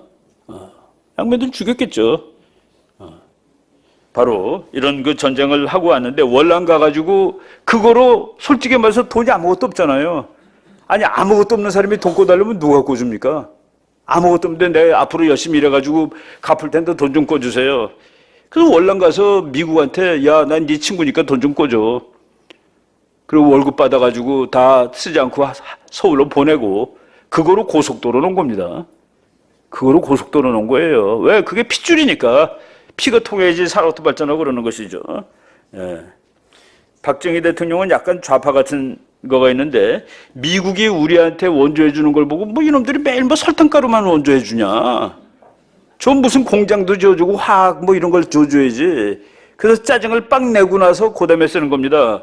혹시 물론 우리는 이러한 사정을 들추어서 초노도 의식적인 곡해를 일으킨다거나 감사하는 마음에 검은 보자기를 씌우려는 것은 아니다. 내가 미국을 욕했지만은 그건 아니야. 고마운 것은 어디까지나 감사해야 하는 것이지. 왜냐하면 이것은 어디까지나 예의에 관한 문제이기 때문이야. 개념 있는 친밀을 한 거다 하는 그 얘기입니다. 미국이 야 주려면 좀 뭐 공장을 줘주지 매일 설탕가루만 갖다 주냐. 이건 매일 이것만 먹고 떨어지라는 소리야. 우리는 영원히. 그러면서도 그때 박정희가 쿠데타 일으켰을 때 우리나라 전체 국가 예산의 52%가 미국 원조입니다. 국방비는 100% 원조고, 그러니까 이 사람이 우리나라는 이게 독립국이 아니라는 거예요. 예산도 못 짜는 나라가 무슨 독립국이야. 우리는 48%짜리 나라지. 그게 바로 우리의 예산의 52%가 미국 원조입니다. 미국이 원조 덜 주면 줄어드는 거고, 더 주면 늘고 그러는 거예요. 바로 그런 나라를 맡아가지고, 이제, 그리고 안보 상황이 아주 나빴죠. 그 당시에 그냥 뭐 여러 가지 다 말하려면 힘든데, 그때 그 북한에서 월남 전쟁이 잘 되는 걸 보고 우리도 그걸 하면 되겠다 해서 그냥 계속 게릴라를 서울에 보내는 겁니다. 68년에 왔던 게릴라는 1.2 사태라고 하고 31명이 왔었는데, 그때 그 청와대 부근에 우리 집이 청와대에서만 한 2km 정도 되는 데 있었는데, 뭐 밤새도록 총 쏘는 소리를 들으면서 지냈습니다. 뭐 그냥 뻥뻥하고 밤에 그 밝히는 폭탄도 터지고, 청와대 사람들은 전부 그 밑에서 이제 지하실에서 일했죠. 그러니까 뭐 숨어서 벙커에서 일하는 겁니다. 자기를 죽이러 온 북한의 특공대하고 한국군이 전투하는 총소리를 들으면서 일한 사람들이에요. 그때 그 기분이 어땠을까 한번 거꾸로 생각해 보세요. 야, 민주주의 해야 되겠다라는 생각이 들었을지 모르겠습니다. 바로 게릴라 준동. 그리고 1968년에 갑자기 또 미국의 닉슨 대통령이 69년이죠. 야, 이제 요거 뭐 월남 지나가고 이제 월남전 한참 하다 보니까 피곤해요, 미국이. 그래서 이런 전쟁은 니네들이 해. 우리는 이런 전쟁 안 할 거야. 그래서 닉슨 독트린이라는 게 나오죠. 닉슨 독트린. 아시아는 아시아가 막아라. 그리고 중국하고 친해졌습니다. 러시아하고도 사이좋게 지나고. 무슨 꼴이냐면은 우리는 북한하고 막 싸우고 있는데 북한을 뒤에서 지원해주던 형님인 중국하고 소련, 그리고 우리 형님인 미국이 서로 화해하는 거예요. 우리는 화해가 안 됐는데. 그때 어떻게 해야 되나요? 그때 정말 황당무계한 겁니다. 이거 뭐야? 어른들은 화해 안 해? 아직까지 우리 보고 싸우라고 그러놓고. 그때 10월 유신이라는 게 나오는 겁니다. 10월 유신은 솔직히 말해서 미국이 해준 거예요. 야, 저놈들이 불안해하니까 안정시켜. 안정시키려고 말이야. 정치적으로 단단하게 만들어줘야 돼. 그래서 헌법 다 바꾸고 너 대통령에도 걱정 없어. 남한만 해준 줄 아세요? 북한은 72년에 사회주의 헌법이라는 게 나와서 김일성이를 신으로 만들어놨습니다. 이제 너네 둘이 다 튼튼해졌으니까 우리 형님들이 사이좋게 지내도 너네들도 그냥 단단하니까 걱정하지들 말아. 그래서 10월 유신하고 북한의 사회주의 헌법, 어른들 둘이, 뭐 어른이라고는 좀 웃기지만 하여간 큰 나라 둘이 화해하면서 밑에는 그래 너네 둘이 그 권력을 단단하게 잘 가지고 안정을 유지해 라고 해준 겁니다. 그때 미군을 뽑으려고 그랬더니 중국 수상이 주한미군 뽑으면 안 됩니다 그랬습니다. 왜? 그럼 전쟁 나니까. 한반도에서 전쟁 나면 자기도 시끄러워 죽겠으니까. 중국이 주한미군 철수 반대하는 겁니다. 지금도 반대해요. 왜? 주한미군이 철수하게 되면은 일본이 나는 어떻게 해요 그러면은? 내가 다 막아야 되는 거예요? 그럼 우리 애들 군대 가야 되는 건가? 일본 우파들은 야야 가만히 있어 잘 됐어. 우리가 지금 다시 일어서야 돼. 중국은 그럼 어떻게 돼요? 일본군이 다시 100만 대군 하면 어떻게 됩니까? 일본군이 50만 대군으로 가도 어떻게 됩니까? 그래서 북한이 원하는 거가 마음대로 되지 않습니다. 지금 북한은 미국까지 안 가는 것만 안 만들면 안 되겠냐, 미국? 대륙간 따뜻함만 안 만들고 나머지는 갖고 있게 해줘.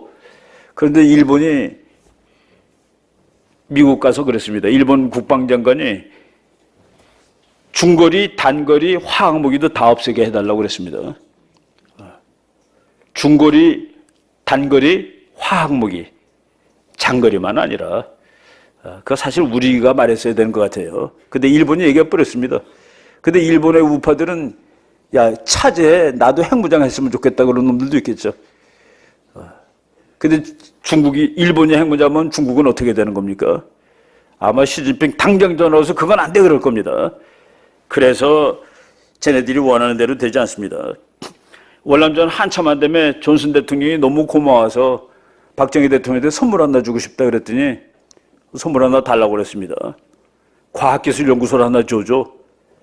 그래서 과학기술연구소를 진 겁니다. 근데 미국이 야, 그 제3세계의 독재자가 그래도 그걸 줘달래네. 뭐 돈 달라고 그러고 뭐 달랄 줄 알았더니만은 그래서 거기에 존슨 강당까지 같이 만들었죠. 카이스트에 가보면 홍콩에 가보면은 그 강당 이름이 존슨 강당입니다. 그리고 그때 왔던 사람 중에 박정희 죽이러 왔던 사람 중에 한 사람이 목사 됐죠. 이 사람은 살았습니다. 생포당했어요. 그래가지고 지금 목사가 됐는데 뭐 대한민국 편이 됐습니다. 지금 이렇게 77세더라고요 지금. 닉슨 독트린. 애들은 들이다 싸우고 있는데 어른들이 갑자기 애들한테 물어보지도 않고 화해한 거.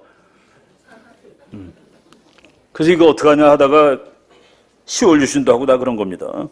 뭐 이거 쭉 넘어가고요. 주한미군 진짜 셉니다. 미군이 얼마나 세냐. 제가 어디 가서 강의를 하다가 별 둘인 사단장님한테 한 10몇 년 됐어요. 이라크 전쟁 있고 직후입니다. 미군이 얼마나 세요? 그랬더니 그 사단장님이 걔네들 정말 셉니다. 그래서 아니 정말 센 게 아니라 어느 정도 세냐고 그랬더니 그 친구들 일개 여단이 우리 일개 군단하고 비슷할 거요 그러더라고요. 9배 정도 된다는 소리입니다. 1대 9. 걔네들 하나가 우리 9명쯤 될 거요 그런 소리예요. 그런데 무기가 좋으면은 100대 1도 될 수 있습니다. 쉽게 얘기해서 내가 가지고 있는 총은 1000m를 나갑니다. 근데 쟤네들이 가지고 있는 총은 500m 나가요. 근데 내가 600m 지점에서 저 친구들 다 쏠 수 있죠. 쟤네들 하나도 못 쏘고. 그래서 9배가 아니라 90배가 될 수도 있습니다. 바로. 그래서 우리가 이제 미국이 워낙 세니까 한 2, 3만 명 있어도 북한이 감히 싸울 생각을 못 하는 거죠. 이거 뭐 그냥 다 그래도 자꾸 나가겠다고 그래서 그래도 또 내보내주고 갈 때도 또 잘해줬습니다. 잘 가라고. 가서 아주 열렬하게 참 그 사람들 감동 주는 환송식 해주고 신문에 나온 거예요. 잘 가시오. 혈명의 벗. 이 7사단의 그 군가가 아리랑입니다. 7사단이 나감으로써 휴전선을 우리 군이 다 맡게 된 겁니다. 휴전선도 미군이 지키고 있었어요. 원래. 이런 것들 다. 그 박정희 대통령은 뭡니까? 미군이 있어도 나라를 지켜야 되지만 없어도 지켜야 되는데 있는 힘 다해서 붙들려고 노력을 했습니다. 한 사람이라도 나갈까봐 월남에 대신 보내주고 그리고 그거로 이제 시드모니를 갖고 와서 고속도로 깔고 그랬는데 카터라는 사람 나는 우리나라에 있는 미군이 아무 때나 갈 수 있다는 거는 이런 사람이 또 안 나온다는 보장이 없기 때문입니다. 카터가 미국 대통령이 되는데 그 사람의 선거 경악이 내가 이제 지금 선거하는 중인데 제일 앞에 있던 거가 주한미군 완전 철수입니다. 그 이유는 독재국가인데 우리가 왜 도와줍니다. 독재국가인데 왜 도와주니? 그럼 북한은 근데 김일성이는 또 되게 좋아해요. 저 친구가. 알 수가 없습니다. 근데 하여간 간다고 그러니까 박정희는 뭐 황당한 것이죠. 야 지금 뭐 경제발전도 안 되고 돈도 없는데 저놈들 간다고 그러면 어떡하느냐. 그래가지고 카터가 한국을 방문할 때 자기 그 대사 이런 사람들한테 절대로 박정희가 나랑 만나가지고 주한미군 가면 안 된다는 소리 제발 못 꺼내게 해 라고 약속을 했는데 박정희가 딱 어떻게 말할 건 전부 다 영어로 말하고 통역한테 훈련시키는 겁니다. 정확히 전달하는 훈련을 다 시키고 카터랑 만나자마자 그냥 주한미군 나가면 안 된다고 뭐 1시간을 떠드는 거예요. 한 30분 40분 되니까 카터가 밑에서 종이를 꺼내가지고 만화를 그리기 시작했습니다. 박정희 너 떠들어. 난 만화 그려. 만화 그렸어요. 그런데도 계속 떠들었습니다. 가면 절대로 안 되고 그 얘기를 말이죠. 그 당시에 그 한국 대사였던 글라이스틴이라는 사람인데 그 사람 회고록에 이렇게 나옵니다. 글라이스틴 대사는 위에서 4번째 줄이에요. 과거 수많은 정상회담에 참석해 보았지만 카터와 박정희가 그날 아침에 한 것처럼 지도자들이 무지막지하게 이야기하는 것을 본 적이 없었다. 그리고 붙드는 겁니다. 그런데 그래도 카터가 너무 화가 나가지고 가다가 저쪽 그 서울 그 덕수궁 뒤에 가면은 미국 그 대사관 관저가 있습니다. 거기서 점심을 먹게 돼 있는데 점심인가 저녁인가 하여간 차에서 내려가지고 막 대사한테 아까 그 글라이스틴 대사한테 막 삿대질했어요. 그 우리말로 야 임마 박정희가 주한미군 철군 그 얘기 꺼내지 못하게 준비하라고 그랬잖아. 그럼 막 소리를 지르고 막 펄펄 뛰니까 그때 그 옆에 있던 미국 사람들이 지금 대통령이 잘못하고 있는 겁니다라고 얘기를 해버렸습니다. 카터한테. 그러니까 카터가 그리고 4년 만에 대통령이 떨어지는데 떨어지는 날 비행기 타고 오면서 소리내서 울었습니다. 엉엉 울었어요. 그런데 그 떨어진 이유 중에 가장 중요한 이유 중에 하나가 박정희 자기 대통령 공약을 날려버린 거. 근데 박정희가 나중에는 뭐라고 그랬냐면은 그래 가라. 갈 테면 가. 갈 테면 가라 하니까 갑자기 놀랐어요. 미국이. 니네 가면 우리는 핵폭탄 만드는 거야. 박정희는 핵폭탄 만들어서 뭐 그게 아니라 내가 핵폭탄 만드는 일본은 어떻게 가겠니? 내가 핵 만드는 일본도 난리가 나겠지? 너네들 한번 잘해봐. 일본이 핵폭탄 만드는 날 일본은 1942년으로 다시 돌아가는 겁니다. 지금 일본이 미국한테 쩔쩔매는 거는 군사력이 없다는 거 그거 하나예요. 일본은 세계 3등짜리 나라입니다. 지금. 그 나라가 핵무기 가지고 군사력 가지면 미국 말 듣겠어요? 박정희가 그래 가려면 가. 그 말에 철군 계획이 완전히 수포로 돌아가고 카터는 대통령 안 되고 그래서 카터 회고록에 보면은 박정희 얘기는 3줄밖에 안 나옵니다. 그러니까 가짜지. 박정희 얘기가 30페이지는 나와야죠. 내 임기 4년 동안 나를 가장 괴롭힌 놈은 저놈이다. 나는 선거 공약한 날을 저놈 때문에 하지 못했고 대통령에도 당선되지 못했다 했는데 안 나오고 제가 2014년 겨울에 카터 대통령 기념관을 가봤습니다. 도서관. 박정희에 대한 거는 피자도 없습니다. 그거 쭉 이렇게 벽에 있는데 근데 김밀성하고 껴안은 것을 하드보드로 크게 실무보다 크게 해놨더라고요. 그래서 미국에 저런 대통령이 나오면은 어떻게 될지 모른다. 그때 어떻게 될지 모를 때 우리 운명이 저놈들한테 결정되지 않으려면 자주국방하는 겁니다. 힘을 가지고 있어야 된다는 그 얘기죠. 박정희가 자주국방이죠. 그래서 핵설계도 발견되고 제가 최근에 시올리신과 국제정치라는 책을 썼는데 그때 뭐 미군 나가고 카터 저러고 뭐 이럴 때 이제 카터가 저러고는 이제 시올리신이 된 다음이죠. 우리가 독재라고 했는데 하여간 이 사람은 이제 고속도로입니다. 고속도로 보세요. 이거 4차선인데 처음에 개통됐을 때 여기 누웠던 사람들이 있습니다. 이거 만들면 안 된다고. 누웠던 사람 누군지 아시죠? 거기 누웠는데 그 사람들이 누운 이유는 부자놈들 여행 다니는 길이라고 그랬습니다. 여기 우리 몇 명 계신지 모르지만 자동차 대수가 우리 여기 있는 분들 절반은 넘을걸요.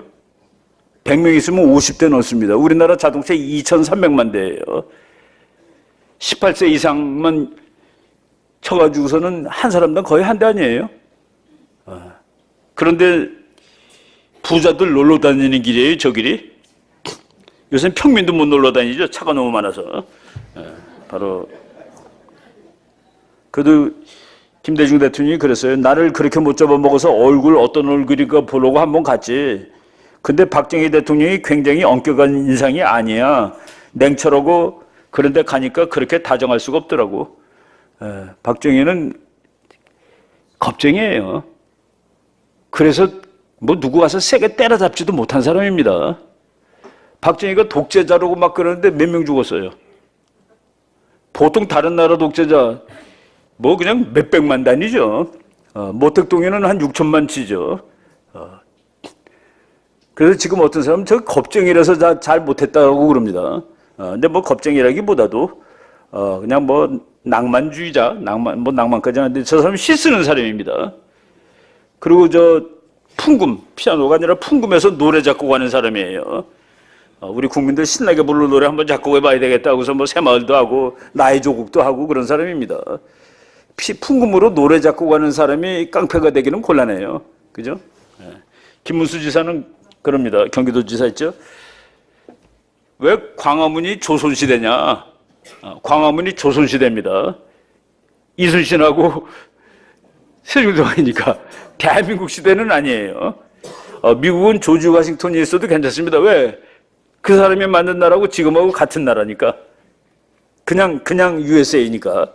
근데 지금 우리는 솔직히 말해서 바뀌었죠. 조선하고 일본이 있고 그다음에 대한민국인데 대한민국적인 거가 너무 없는데 이분은 대한민국적인 거로 장사도 할 수 있는데 왜 그런 거 안 하는지 모르겠더라고. 이 말씀하신 장면입니다. 박정희가 뭐 잘한 거 못한 거 다 많은데 이 사람의 공적은 김일성을 이긴 거예요. 아까 72년도 야 와서 얘기해봐. 근데 와서 보니까 남한에 뭐가 너무 많거든요. 그때 이범석이가 우리 그 남북회담 대표입니다. 그때 서울을 와가지고 북한 사람들이 뭐 전국에 있는 자동차를 다 갖다 놨구만. 뭐 우리한테 보여줄 거 많아서 다 갖다 놓은 거야. 그랬더니 이범석 씨가 그랬대요. 야, 다 갖다 놨어요. 차 옮기는 건 쉽습니다. 건물 옮기느라고 얼마나 고생했는지 아십니까? 그러면서 이제 그렇게 이제 온 것이죠. 박정희가 이제 나중에 끝날 무렵에 됐을 때는 야 김일성 총이든 활이든 갖고 덤벼 그랬습니다. 처음으로 국방비를 우리 돈으로 하던 해. 야 덤벼. 이젠 내가 너랑도 싸울 수 있을 것 같아. 아까 80불, 240불, 필리핀 800불 얘기했죠. 그거를 지금 우리가 뭐 60년대 정말 가난했고 원래 더 가난했고 그거를 이제 다 극복을 했습니다. 이거 쭉 넘어가고요. 북한 얘기 조금 하고 뭐 이제 북한은 말이죠. 국민이 굶지 않습니다. 국민이 굶지 않는다고? 예, 국민이 굶지 않아요. 왜 굶지 않게 됐냐면은 90년대 이제 고난의 행군이고 뭐고 하면서 공산주의 국가는 국민들한테 배급 주는 나라죠. 걷어가지고. 그래서 미국의 자유주의자들은 그 공산제도는 노예의 길이라고 그럽니다. 왜 노예의 길이냐면은 내가 열심히 일해갖고 사실은 내가 밥 먹는 거는 아무런 문제가 없는데 일단 다 나라에다 바쳐야 되니까 그때 밥 먹는 것도 문제가 생긴 거예요. 저 사람이 밥 안 주면 내가 굶어야 됩니다. 내가 굶을 일이 없는데 내 힘으로. 그래서 그 노예의 길이라는 책이 있죠. 사회주의는 노예의 길로 가는 거다. 그런데 인간들이 다 열심히 일하지 않거든요. 다 열심히 일하지 않습니다. 그래서 다 모으니까 조금밖에 안 돼요. 근데 북한이 배급을 줄 수 없게 됐습니다. 배급을 줄 수 없으니까 북한이 할 수 없이 여러분들 나가서 알아서 먹고 사세요 그랬습니다. 그러니까 평양에 있는 귀족들은 배급을 주는데 보통 사람은 알아서 먹고 사셔야 하는데 그게 북한이 물꼬를 튼 겁니다. 알아서 먹고 사세요 그러니까 아저씨들은 굶어 죽습니다. 아줌마들이 다 사는 거예요. 아줌마들이 집에 쌀이 2대가 있습니다. 남아있는 쌀이. 2대를 먹고 살라고 그러니까 요거를 떡을 이쁘게 만들어서 시장에 들고 나갔어요. 4대로 바꾸는 겁니다. 그 4대가 8대가 되고 그래가지고 아주머니들이 돈이 생겨가지고 그 돈을 전부 다 아궁이에다 집어넣고 쉬는 거예요. 쉬는 재미로 사는 겁니다. 야 이제 우리 아이 좋은 학교 보낼 수 있게 되겠네. 이거 정권 따로 국민 따로가 된 겁니다. 그래서 이거 정권 따로 국민 따로면 나라가 망하죠. 그래서 김정일 살아있을 때 야 내일부터 너네들 아궁이에 숨긴 돈 그거 못 써. 화폐 개혁. 그래서 100대 1로 지금 100원이 내일 1원이야. 다 갖고 나와 바꿔줄게 새 거로. 그런데 10만 원까지 바꿔줬습니다. 그러니까 어떤 아줌마가 1,000만 원 들고 있는데 그 사람은 있는 거 다 바꿔갔어요. 5천만 원 들고 나왔는데 4천만 원 압수 10만 원으로 새 돈 10만 원으로. 그래서 그날 북한이 다 울었다라고 돼 있습니다. 그 상황을 란쿠프라는 이 사람은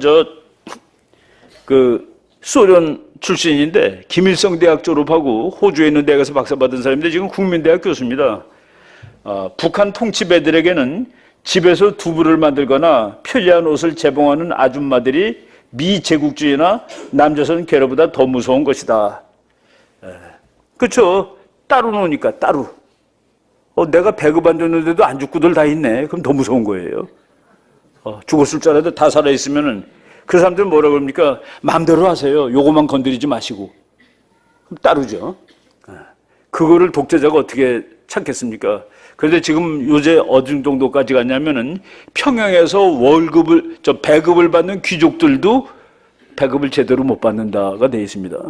그래서 심지어는 군인들 보고 휴가를 주는데 휴가가 가서 쌀어도 오기. 그리고 작년에 미국 군함들 뭐 몇십 대씩 와 있고 그랬는데 그래서 북한 군인들이 모내기 하러 못 갔습니다. 그래서 수확량이 확 줄어들었어요. 금년에 배도 되게 고픕니다. 뭐 이런 것들 등등 해서 저 체제는 무너지는데 그래도 한국보다 훨씬 잘 나가던 체제다는 그런 얘기죠. 지금 북한 사람들 키가 요만해요. 한국군은 미군하고 키가 같아졌습니다. 병사들. 그렇죠. 지금 한국 병사들 키가 미군하고 별로 작지 않습니다. 북한군은 이게 뭐예요? 응? 초등학생 같아요. 뭐 우리보다 10cm 이상 작으니까 138? 군대 가는 기준이? 그 뭐 우리나라 중학교생 학생 정도 되면 군대 가는 거죠. 우리는 뭐 지금 젊은 친구들 다 1m 73, 4 다 넘습니다. 대학생들. 그래서 이게 뭐 우유 먹고 컸으니까 키가 큰 거죠. 우유 못 먹은 사람하고. 박정희가 부국강병인데 그 중에서 우리나라는 없으니까 외국에다 갖다 팔아야 된다고 그랬죠. 여러분 인천항 세계적인 항구인데 지구 위에 떠 있는 화물선의 10%는 한국으로 오는 거 아니면 한국에서 나간 겁니다. 우리나라 인구가 세계의 0.7%인데 우리나라로 오거나 나간 우리나라에서 떠난 것이 10%니까 평균 내보세요. 우리나라는 세계 평균보다 18배 배로 들락날락하는 물건을 쓸 높습니다. 옛날에 그랬죠. 박정희 쿠데타 나면 얼마 있다가 이제 미국 물건 뭐 일본 물건 들어오면 그 물건 놓은 거구나. 물건 놓은 거구나는 좋다는 뜻이었습니다. 지금 우리 다 물건 놓은 거 쓰죠. 심지어는 먹는 것도 우리가 우리 거로만 먹으면 3월 31일까지 먹을 수 있습니다. 4월 1일부터는 외국산 먹는 거예요. 근데 우리가 어떻게 외국산을 먹으면서 매일 그러니까 겨우 식량 보급률이 25%밖에 안 되는 나라인데 왜 다이어트하고 난리예요? 먹을 것도 없는 것들이. 왜? 사오잖아요. 근데 텔레비 만들어서 사오고 자동차 만들어서 사오고 그러니까 자동차 만들어서 쌀 사는 건 아무 일도 아니더라는 그 얘기입니다. 그래서 우리는 칼로리 따지면서 밥 먹는 나라가 된 겁니다. 밥 먹는 행태를 보면 세 가지가 있어요. 1. 칼로리 따지면서 밥 먹는 애들. 여러분들이에요. 나도 그렇습니다. 2. 살기 위해서 먹는 애들. 먹는 사람들. 3. 다음번 밥이 어디서 올지 모르는 사람들. 남한은 칼로리 따지며 먹는 나라가 됐고 북한은 다음번 밥이 어디서 올지 모르는 나라가 됐습니다. 왜? 택한 제도가 나빠서. 그 사람 말하고 다 똑같아요. 한국말 다 알아들어요. 바로 이 박정희 대통령이 우리 뭐 있냐 만들어서 팔아먹고 그거로 먹고 살고 그거로 돈 벌어. 그때 또 전부 뭐 우리 아무것도 없는데 무슨 물건 팔아먹느냐고 그랬죠. 지금 세계에서 물건 제일 많이 팔아먹는 나라가 됐습니다. 아까 그 부국강병론, 북한은 강병부국론입니다. 강병부국 순서를 바꿨죠. 박정희가 군인인데도 불구하고 야 돈이 많아야 돼. 그럼 군사력은 나중에 저절로 해결돼. 강병부국, 부국강병, 부국강병. 그리고 부국이 되면은 강병도 되고 민주주의도 와. 아까 말한 그 교수 이름이 교수입니다. 이걸 했고, 이거 뭐 자기 주기로 온 얘기들 이런 거 쭉 보면은 지금 한국이 110년 전에 미국이 버렸습니다. 버린 건 아니에요. 갖고 간 적이 없으니까 버린 거가 아니죠. 그때 필리핀하고 바꿨습니다. 일본도 이거 가져. 필리핀 그 대신 내가 가질게. 그게 노일 전쟁 때 카츠라 테프트 조약이죠. 근데 지금 미국이 야 이거 물건이네 라고 보고 있습니다. 이거 내가 다 가져야 되겠어. 이거 내가 다 가질 거야. 미국이 다 가지면 어떻게 됩니까? 아까 일본한테는 칼이라고 그랬죠. 중국한테는 망치라고 그랬죠. 미국이 망치도 쥐고 칼도 쥐고 있는 겁니다. 그러니까 중국하고 일본을 컨트롤할 수 있는 겁니다. 그 통일날 한반도는 미국한테 되게 좋아요. 그래서 그 힘을 활용하면 되는 겁니다. 근데 북한도 그 힘을 활용하려고 그러죠. 그런데 활용할 때도 다 뜻이 좋아야 되는 겁니다. 북한이 유도 7단이에요. 그래서 이제 집어던져요. 웬만한 거 집어던집니다. 남한도 집어던져요. 그런데 지금 북한이 집어던지려는 미국은 고릴라입니다. 그래서 아무리 유도를 잘해도 안 넘어가요. 그거가 지금 상황이라고 보시면 됩니다. 쭉 이제 하고 요건데 뭐 이 30년의 역사를 그냥 막 수박 겉을 막 핥았습니다. 그래서 너무 수박겉만 핥으면 몸이 건조할 것 같아서 일화들을 몇 개 이제 설명을 했는데 우리 이걸 통해서 공부를 새로 이거 공부를 해야 되겠다는 마음을 가져야 됩니다. 제가 최근에 읽은 책 중에 정말 공부하고 싶은 마음을 아주 그냥 어마어마하게 자극한 책이 있는데 세종은 과연 성군이었나라는 책이 있습니다. 그거 혹시 읽으신 분 계십니까? 우리가 정말 진리를 할 때 어떤 때는 진리를 모르고 살다 진리를 알면 분노할 때도 있습니다. 분노할 때도 있고 그런데 결국은 진리를 알게 되면 힘이 느껴집니다. 힘이 느껴지는 거예요. 그래서 아는 것은 힘이 나죠.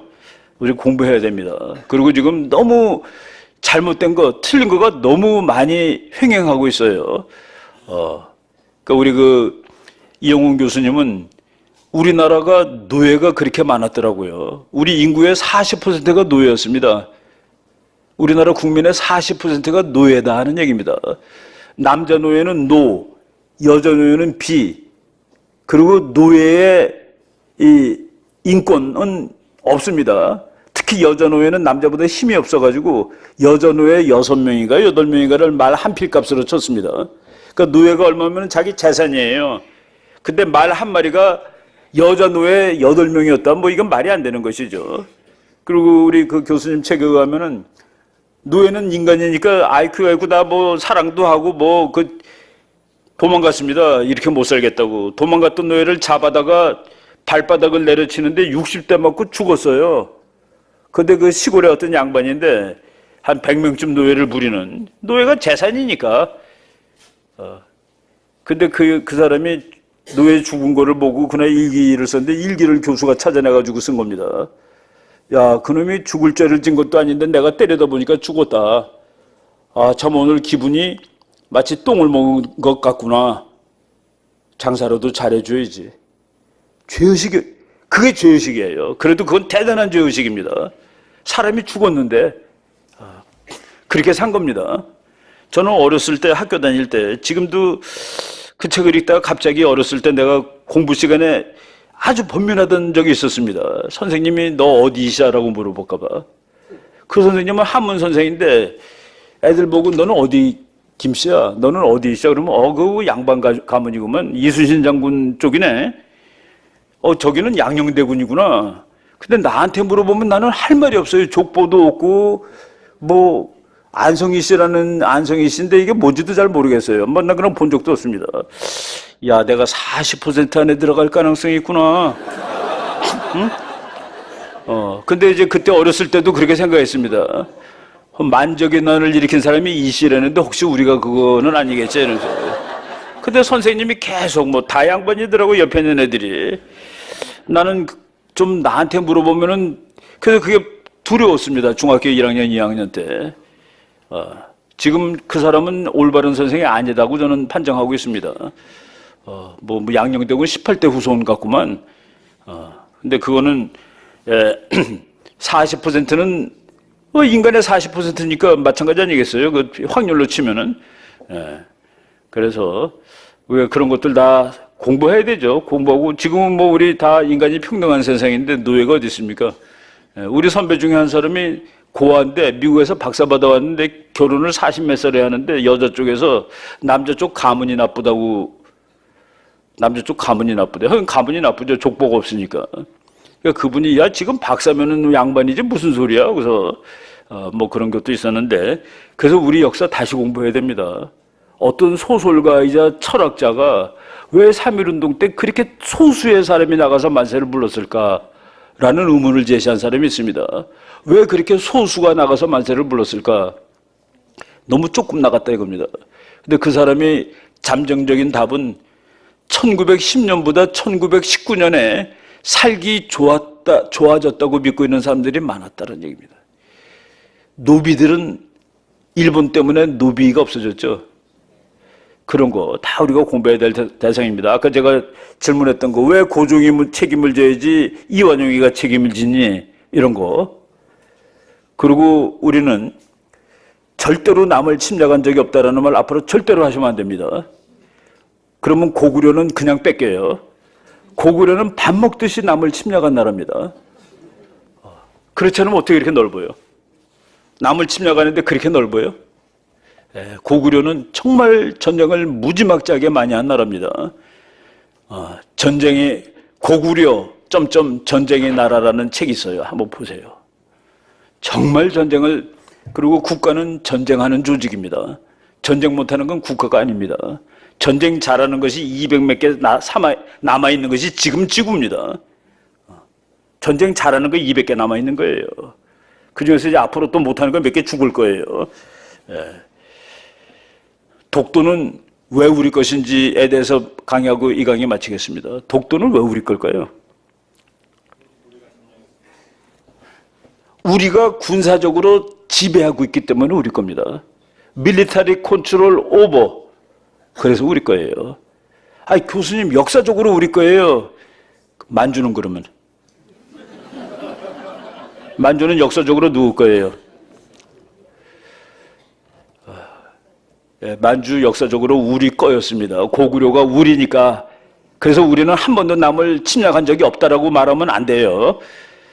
그래서 고구려가 우리 거기 때문에 역사적으로 우리 건데 지금은 중국이 지배하고 있으니까 중국 거예요. 독도는 뭐 옛날에 어떻게 잘 모르겠는데 지금 우리가 지배해서 우리 거예요. 그래서 언제까지 우리 거냐면 일본이 뺏기기 전까지 우리 겁니다. 근데 그거 뺏기면 안 되죠. 그게 다이아몬드가 나와서 안 되는 것도 아니고 석유가 나와서 안 되는 것도 아닙니다. 독도는 우리의 상징입니다. 그걸 뺏기면 우리가 무너지기 때문에 뺏길 수가 없어요. 그거 뺏기면 돌 뺏기는 게 아니라 우리의 독립과 자존과 주권이 날아가는 겁니다. 그래서 그건 필사적으로 지켜야 되는 거예요. 태극기가 그냥 천조각인데 왜 중요합니까? 우리의 상징이니까 중요한 것이죠. 독도도 그런 면에서 중요하다는 그 얘기입니다.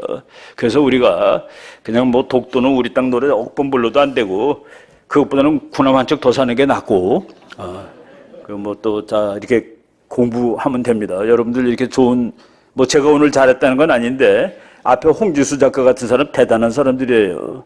이제 공부하시고 이게 뭐 다 이 공부는 나도 집에 가서 공부를 더 해야 될 자극제가 되면 그거로 만점입니다. 제 강의가 여러분들이 공부해야 될 마음을 자극했으면은 저는 그거로 만족하겠습니다. 여기까지 하겠습니다.